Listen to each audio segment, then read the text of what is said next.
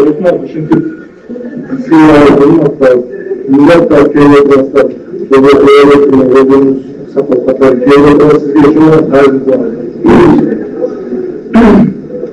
Ama Allah'ın onun şu büyük şöyle mutfaktayı bildirip Temmuz'da kalan yüzünde bizde yapatmıyorlar. Dolayısıyla Allah nasıl kullanması yaşayanın 3 milyonu alışık hareket ediyor.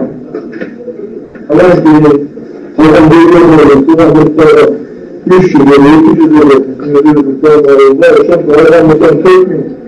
4 milyon böyle. Ama siz de yazan görseniz de tutmazsan. Yoksa değişim aşırı, değişim aşırı, böyle olanlar ki biliyoruz. Bunlar olarak kullanıcı biliyoruz. Evet, bu bloklar, Hocam, bir bloklar, biliyormuş.